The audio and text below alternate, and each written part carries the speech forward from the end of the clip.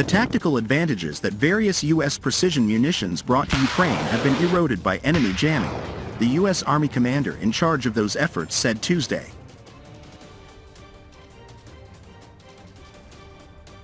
Jamming of some of our more precise capabilities is a challenge, said Lieutenant General Antonio Agudo, speaking via video link from Europe at an event organized by the Army's Program Executive Office for Command, Control and Communications Tactical.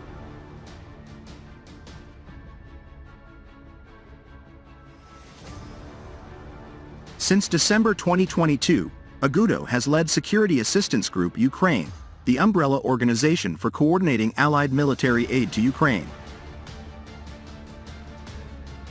Unidentified U.S. defense officials previously told CNN that Russia was jamming U.S.-provided precision missiles, causing them to go astray. U.S. and Ukrainian forces consequently had to create workarounds, such as modifying the rocket launchers. Russia then modified its jamming, forcing the U.S. to again find countermeasures.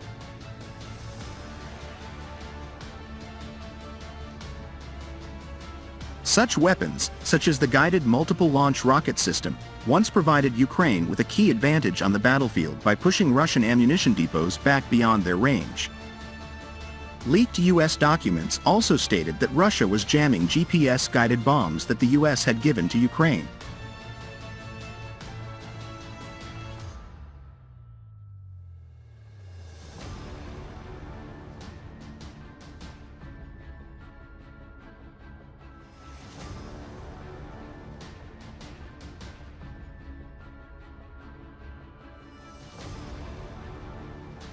Russia fields many advanced jamming capabilities, including some jammers that can block GPS signals at ranges of up to 15 miles.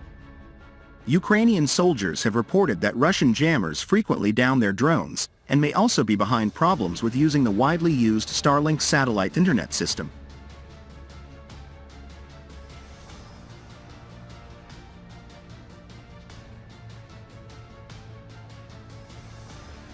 Agudo said the Pentagon needs to improve its arms and gear to be resilient enough and flexible enough to be able to counter what our adversaries do. Within weeks or months of us employing something on the battlefield, our adversaries can find ways to either disrupt or counter some of these capabilities.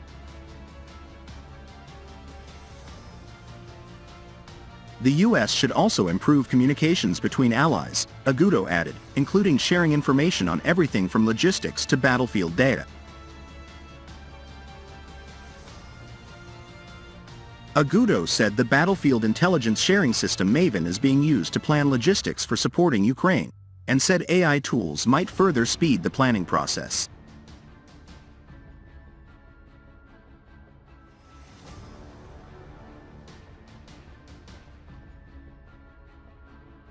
As the U.S. has shipped billions of dollars worth of equipment and weapons to Ukraine, it has managed to speed up the process as much as 30%.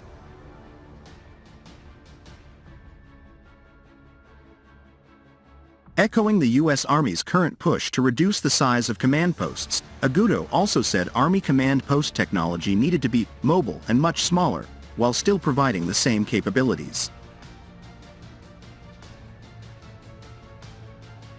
Both Russia and Ukraine have hit clusters of troops far behind the front lines using precision-guided weapons.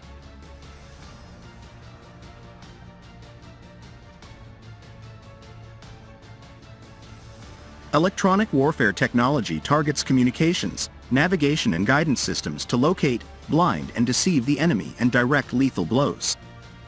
It is used against artillery, fighter jets, cruise missiles, drones and more. Militaries also use it to protect their forces. It's an area where Russia was thought to have a clear advantage going into the war.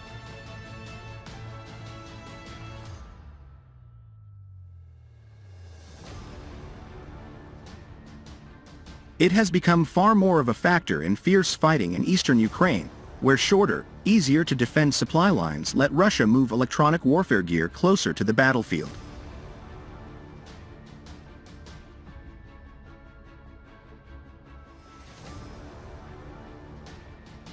They are jamming everything their systems can reach, said an official of Aerorozvidka, a reconnaissance team of Ukrainian unmanned aerial vehicle tinkerers, who spoke on the condition of anonymity because of safety concerns.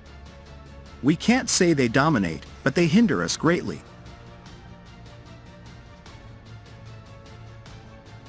A Ukrainian intelligence official called the Russian threat pretty severe when it comes to disrupting reconnaissance efforts and commanders' communications with troops. Russian jamming of GPS receivers on drones that Ukraine uses to locate the enemy and direct artillery fire is particularly intense on the line of contact, he said.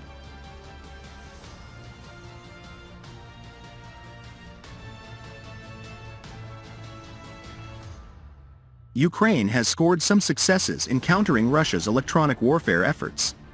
It has captured important pieces of hardware, a significant intelligence coup, and destroyed at least 2 multi-vehicle mobile electronic warfare units.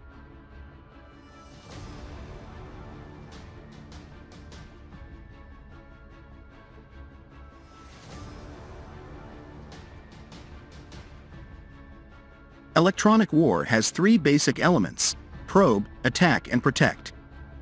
First, intelligence is gathered by locating enemy electronic signals. On attack, white noise, jamming disables and degrades enemy systems, including radio and cell phone communications, air defense and artillery radars. Then there is spoofing, which confuses and deceives. When it works, munitions miss their targets.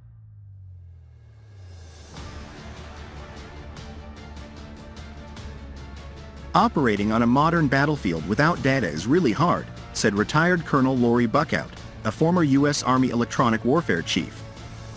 Jamming can blind and deafen an aircraft very quickly and very dangerously, especially if you lose GPS and radar and you're a jet flying at 600 miles an hour.